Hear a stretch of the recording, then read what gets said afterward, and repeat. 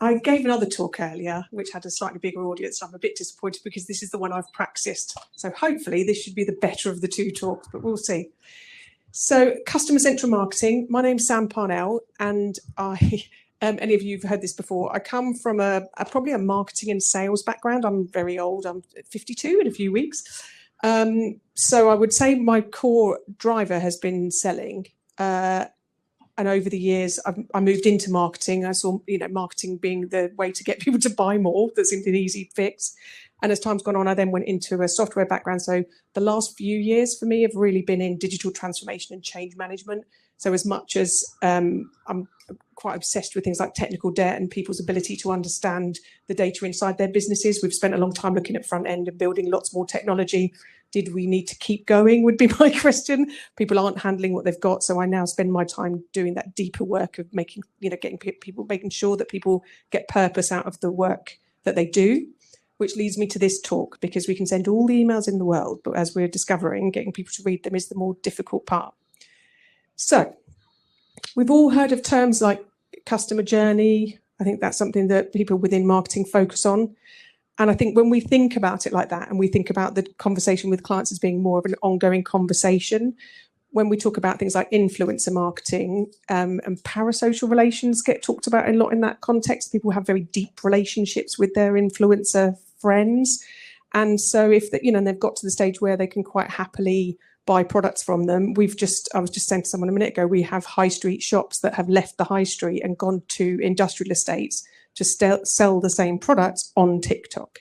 So revolutionary that you could be in the same environment and making more money online than you could ever do pulling people into your shop. And we're watching that happen in real time. And we live in a little country town in Suffolk. So this is very much about one email is never all of the story. And if it is, and it doesn't bring the results in, then it's about changing behavior. So email matters, obviously, as all of you know. I looked these statistics up. Does everybody send emails? I assume that's a yes. Does everybody send mass emails regularly? The other side of that, though, is does everybody receive mass emails from other people? And do you heavily curate your emails? Are you careful with who gets access to sending you information? So yeah, I think I am as well, most people. But what I think we're all starting to understand is that many of us spend our time in our inboxes, whether they're in our email inbox or any of our other inboxes, are bombarded with information. But we also know which brands, you were talking earlier on about the triggers, which brands immediately make us think, I must read that, or they've given us a tagline that's interesting. We know that some of the content they send us draws us in and some of it turns us away. We also know that our inboxes are intelligent enough to know what we're engaging with. So they allow us, I use Google every day, and it allows us to segment it because it knows this is more important to you and can allow me to make those decisions. So we are as aware of our buyer's journey because we are also buyers. Very complicated. So at the end of this, again, I don't see any reason to give a talk without giving additional value. So there's a lead magnet. I'm obsessed with lead magnets. I'm obsessed with customer journey. Recently, I think what we're watching in industry is people selling services that they don't fully understand. So recently someone said to me, download my lead magnet. And I downloaded her lead magnet, which quite frankly could have been a page on her website. And she said, don't worry, I won't send you any emails. We're not going to annoy you. And I was like, why have I got a lead magnet then? Why are you doing anything extra than what you're doing? I was on your website. I'd have read the information. I could have gone away. You've now made me download something. So that's annoyed me. You've used memory on my laptop and it isn't going to provide any more value. But that isn't what she was told a lead magnet was. She was under the impression that a website needed a lead magnet because it was part of the SEO and it was a thing that helped it convert. So I then explained that it was part of a customer journey. It was something more. It was that you take it to that next level. So we've built one for you guys so we can then carry on having a conversation with you. And I hope that it's useful. So you get the spread, you get the QR code there and it comes up again later on.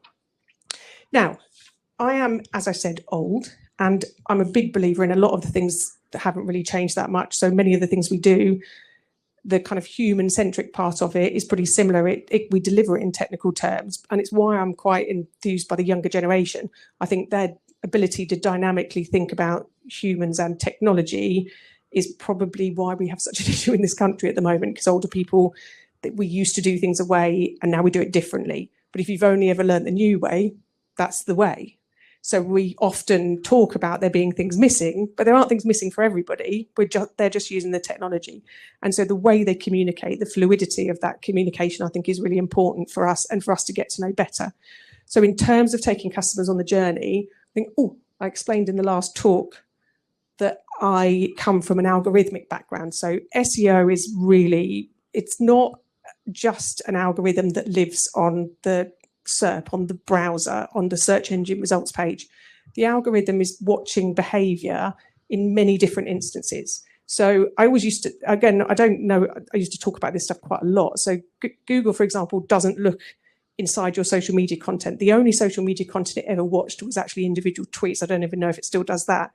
What it understood was that a certain amount of traffic arrived on your website. And again, you can now start to tag and code that. You can make better individual decisions about that. But the algorithm is just watching everybody's behavior.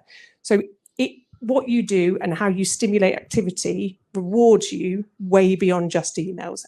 But it does assume some element of customer relationship, customer trust. And for me, it's been the kind of clients that I've tended to chase. Like, we're going to build relationships. Realistically, a referral, any type of trust-based conversation is valuable to you as a business.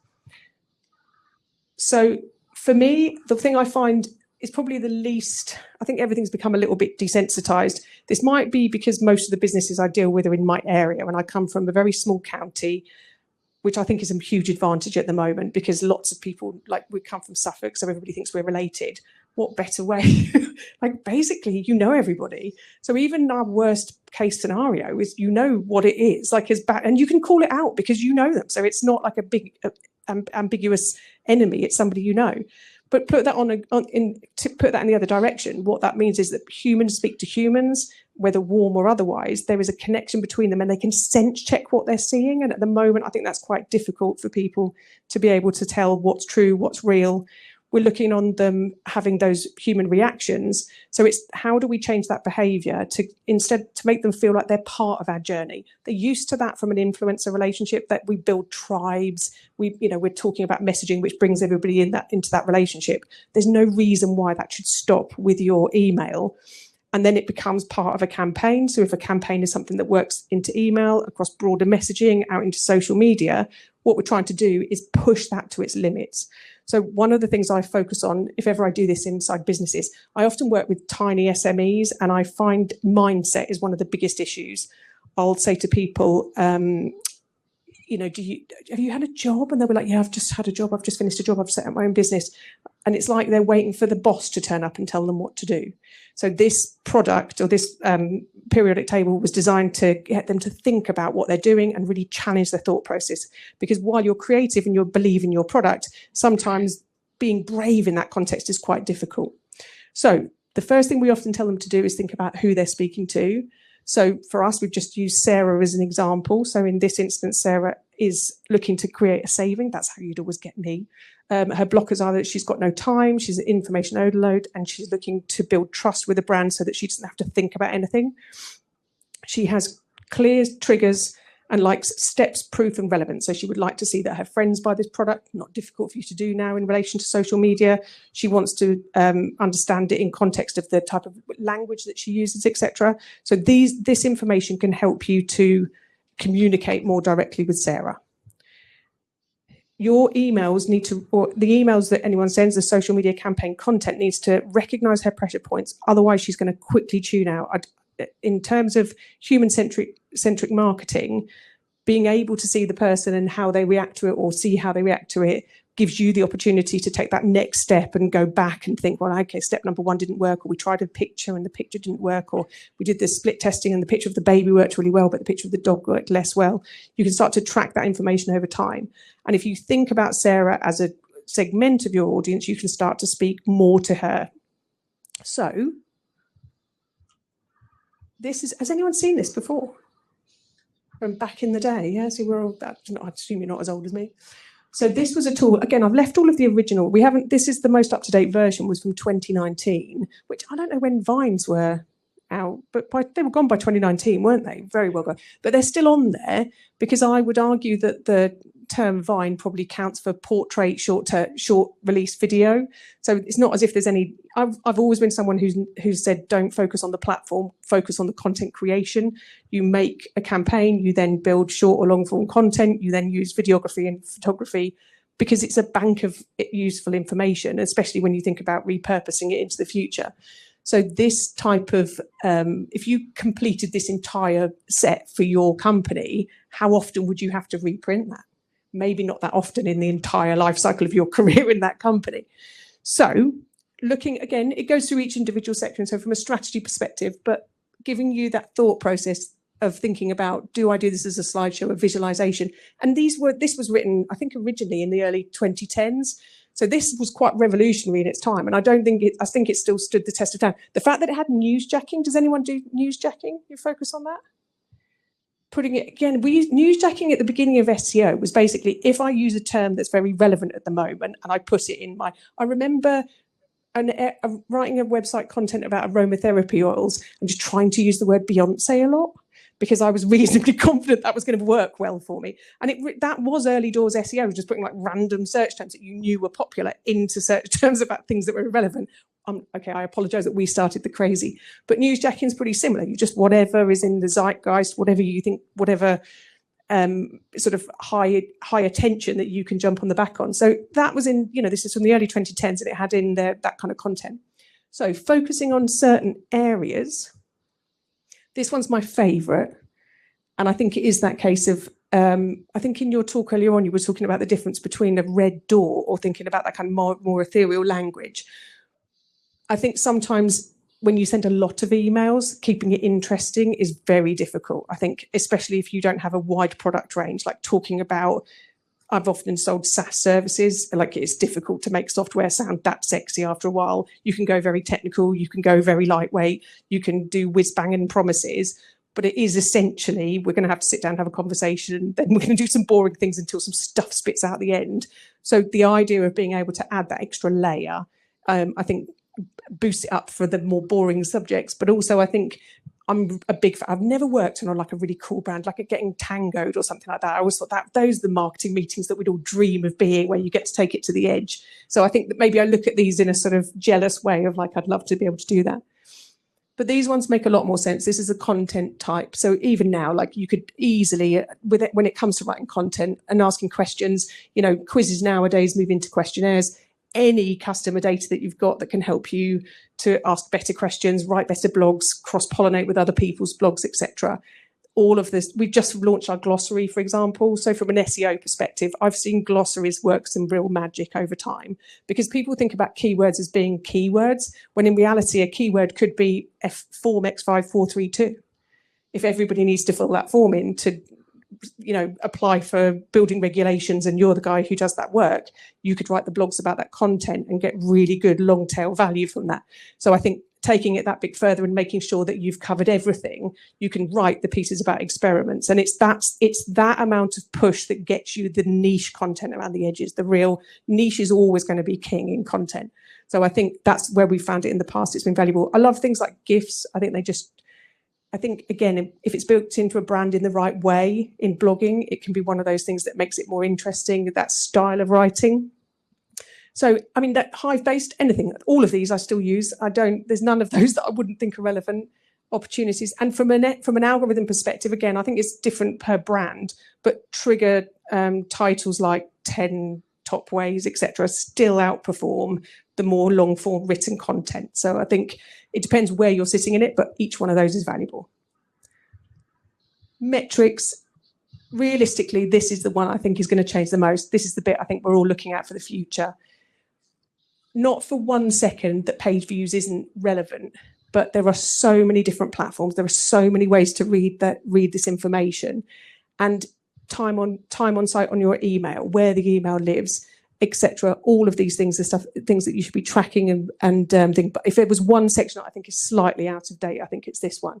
I think over time, paid acquisition, I just think we could amplify that one dramatically. Social metrics, a good example. How real are social metrics? Even after all of this time, social metrics have a lot more vanity than conversions related to them, because they are businesses in their own right. And I think that's what we sometimes forget, is that we are on top of somebody else's business trying to make some money, but they are going to, and I think that's maybe what the consumer understands least. So obviously starting off with metrics is important for us, making sure that we track them, but not, pushing that as hard as possible, I think is one of the more relevant areas.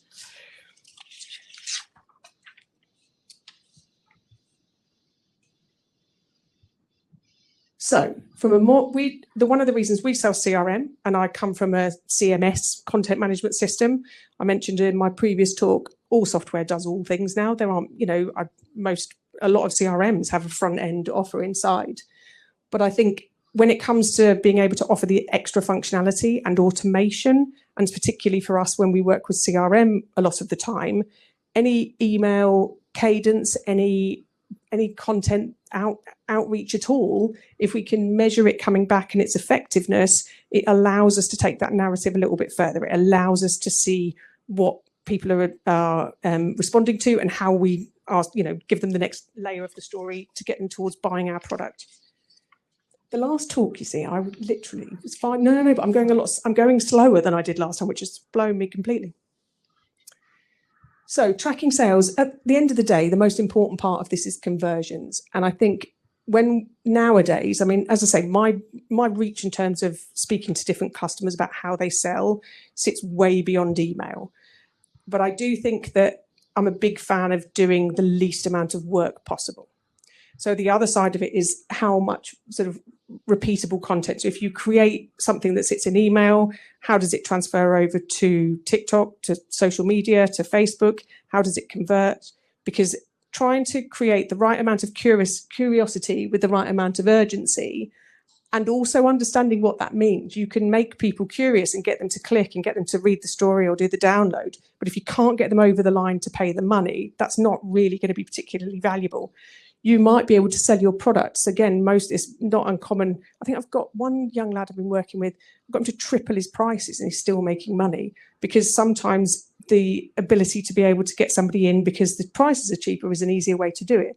But in reality, understanding all of this data and saying, right, this is how much I need to make, this is what the time's worth, this is what the extra profitability there is in here, and then you can get the customers in. I think that's the conversion rate optimization is the bravest part of all of it. It's the least glamorous, and sometimes it's the bit that means that you have to really push the language. So if the subject line, we're definitely, there is a line in here that says the subject line could be unglamorous. So it could just say your weekly coupons. There are definitely emails that I rely on. I use rescue time. So every week it gives me a breakdown of exactly how long I've spent online, exactly how productive I've been and which platforms I've been in. I read that every single week, and then I review it compared to other information. We use a lead generation tool called Diginous as well. That's another one, but it's just very simple tagline, and I'm going to read it whatever happens. I remember building a website for my son's water polo team many moons ago, and I looked at the analytics data, and they were all like, we need lots of new clients, we need lots of new people. And I worked out that their monthly web stats was literally every parent going online on a very specific date to look at the fixtures and then just leaving again. We didn't really get any other traffic. So it is the case of looking at what your specific, like, what are you trying to make people do? How many of them are there? How many of them are working at the moment? Can we work out if they're engaging with things? And if not, then if we're doing the right things technically, but the words are just wrong, how do we take it that bit further? You're trying to go back to Sarah and think about how she would respond to things. So do you need to make it sexier, more interesting? Do you need to make it more exciting for her? So that's a very specific customer-based decision, but those are the types of challenges that you can put in. And if you go back to the original, what have we got? There we go. So then we can make it funny, sexy, shocking, moving, unbelievable, controversial, etc. And that's when we start to leverage the value. So the iteration loop. I asked a question of someone last week and said, was it someone in local government? And I said, do you know the difference between waterfall and agile? And she described the difference. And I said, she described the difference, but I don't think she understood it. That basically, if you I think very often a decision gets made, some work happens, and in the traditional waterfall model, it kind of just moves out and just moves downwards, and there's no ability for your customer to have that feedback loop and give you some information. The iteration loop is just the most important element of this. If try something, try it again, test in other directions, pick the phone up. If the people didn't respond in the right way, have a direct communication with them. I go out of my way to have, like, we have a community of people and we can use them for testing. And that's one of the things we do. So I always go out of my way to make sure that I have enough favors in the bank, because realistically, I said earlier on, talking about software, we've just been practicing on people for the last 20 years, and that it really is the case. I don't think email marketing is that much different, but it is a little bit like we've got a bit lazy sometimes. We've got to the stage where we just feel it's just, here is some information, there you go, it's just another email. I think for a long time, even people on social media just think it's just a bunch of either bots speaking to each other or agency people speaking to each other in agency terms.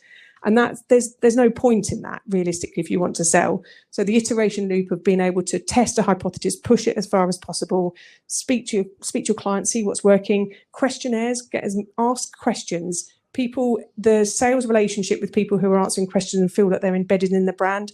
I used to give a talk about, and even to the point where asking questions to help you make better business decisions. I used to give a talk about, which included a section about Mrs. Jam, and Mrs. Jam sells jam, and she loves selling jam, and jam's brilliant. And then a guy comes along and says, I've got a lorry full of lemons. Do you want them? And she's like, well, I only really sell jam. I don't sell lemon curd. And she was like, I don't know what to do. It's a lot of money. I don't know if I've got a market for lemon curd. So if she's spent her time building up an audience of trusted, loyal customers, the first thing she can do is send them an email and direct them to a landing page and say, fill in this form if you would like lemon curd. And she doesn't have to make the buying decision about the lemons until she's worked out if she's got enough demand. So being able to push the whole process of selling to the point of just for one product, just use lean methodology to think, well, can I get somebody to do this? Can I get them to do it happily? And then can I repeat the process? So it isn't necessarily just about one campaign, one decision, one set of instructions. It's about making tiny little changes to the work that you're already doing to move people closer towards the goal of a conversion. The conversion doesn't have to be a sale, it could be anything. And the closer they get towards that conversion, ideally when they buy your product, they're then sold on the concept of being part of your tribe, and they're in, and it's all something that they want to be involved in. So this, I think, is probably one of the most important parts of it. Just try and try and try and just keep looking at the data. One more page. Then for me, as I say, engagement signals don't just relate to your email and your inbox. The algorithm is a much bigger phenomenon than just the work that you do with email. I think maybe that's, I find the fact that there's a whole conference about email just mind-blowing. I really do. Like, coming when there are so many bits of software that can do so many things, the idea that just focus on one piece, I suppose it just blows my mind, because you think of how many other elements, especially in the last few years, I've been looking at logistics and ERP, like that's enormous elements of functionality. But that's kind of what we are now, is all of the bits of software rely on other pieces as well. How that plays out into engagement in terms of email is that your domain health that gets, I don't have a lot to do with the technical department here for the deployment of Mautic, but domain health is something that I've spent a long time looking at, and it is something that I measure. And the ability to be able to, you can see it if you watch in analytics, and you can watch, especially, I see a mixed bag of analytics, but when you watch someone who's documented email being sent out, and you can start to see year on year what's worked, what's created a higher percentage of traction on a page, how many extra forms have been filled in, because it was a part of the whole journey. We're playing through, we're sending emails, we're having that conversation with you, we're backing up the message on social media, and then finally you're arriving on the website and actually looking at the information to go and make those better buying decisions. Now, I suppose I'm getting older now, my memory's failing. We've been doing a lot of work recently on, I work in education quite a bit, but one of the things we're looking at, in Suffolk we have 60% old people, and it's quite a tangible thing. So you start to realise as well that as much as learning things are important, unlearning also is. So I find now I maybe don't have the time, or I don't have the impetus to go and look at a website. I'm certainly not on social media anywhere near as much as I would have been 5 or 10 years ago, because I would have had more time sitting around when the kids were doing stuff, I suppose. So what I do appreciate in email now is that someone is triggering a buying behavior. If I want to buy, I mean, I'm the sort of person who books all of my nail appointments, all my hair appointments in January for the whole year, because it saves time. Does everybody, I told you efficiency was a key thing for me. But also, I've worked out the relationships with the brands that I have are really beneficial, to the point where someone recently didn't send me an email and I was like, oh, you normally send me an email on the 14th of the month. You didn't send me the email on the 14th of the month. And either they did send it and it went into the wrong box and I just had got rid of too many emails. But that was a break in my buyer behavior, which is, and that's the kind of thing that people are relying on nowadays. The other side of it in terms of too full emails was that I went for some medical appointments recently, and the instructions of how you did anything was inside the email. And by the time I realised that, I was there and I couldn't find the email. So I think that's the other side of it, is that reliance on people thinking, oh, I'll be able to access this later, when you can't. So actually a text alongside that, or additional information, something saying maybe worth downloading that. But in general, everything that's happening across all platforms are playing into your SERP, your page ranking, the value of your domain, your reference in compared to other brands. And that's then when the fan base that you have. I tend to, the brands that I follow, my dog eats different dog food, which is like a handmade dog food, which sounds very extravagant, but he's a Cavapoo and they are born unwell. So it's actually cheaper to buy expensive dog food than go to the vet all the time to get the medication to fix the problems that they have.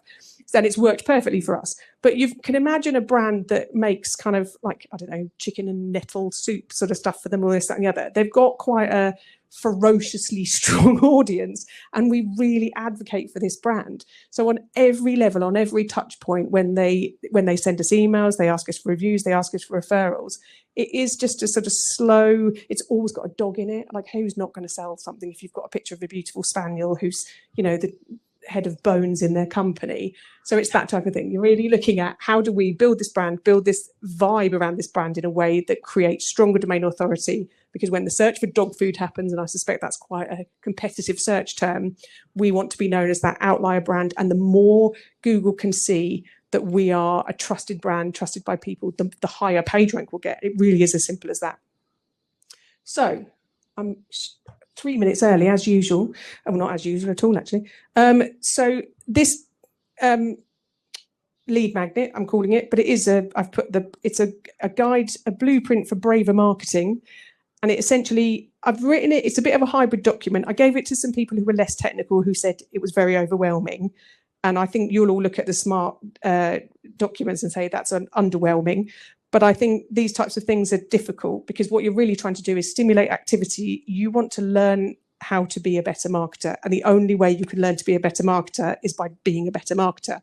And on the journey to being a better marketer, you won't always be a better marketer.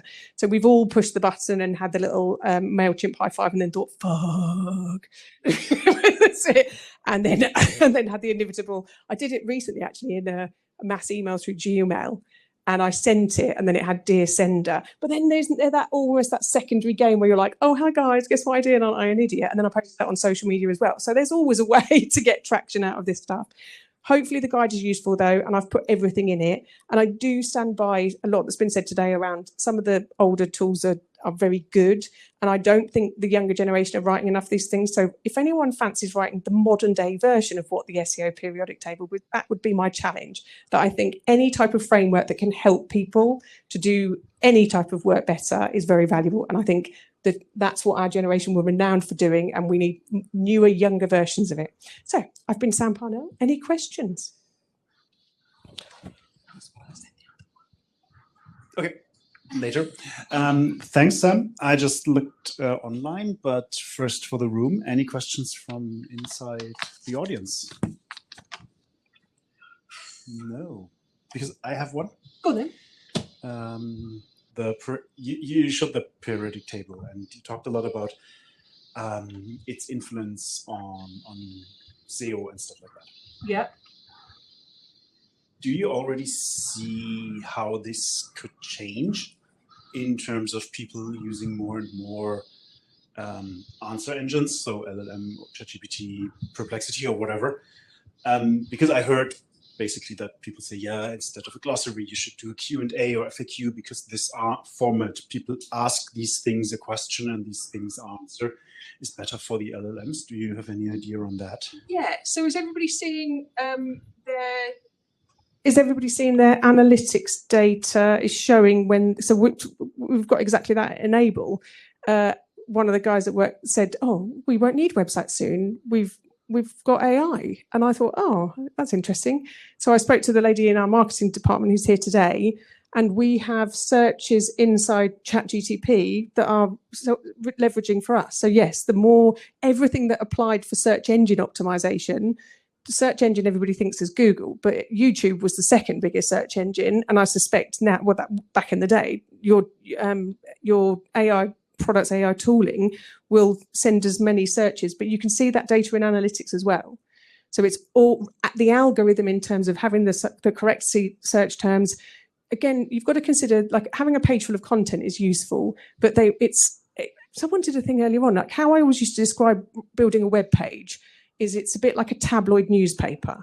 So if you think about the H1 as the being vicar slept with prostitute, and then the little bit underneath is the H2 where they start to go into a bit more detail about his age, etc.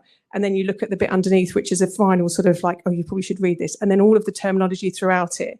And then if you look at quotes and pages throughout, or pictures, that's what you would, and basically you were describing earlier, like you read a page in a certain way. We read the headline and then we read through, because if we've read that information and it's given us enough, we haven't got to read all of the meaty stuff. But all of that directional content is designed to get us to read absolutely everything and to be absorbing the adverts alongside it.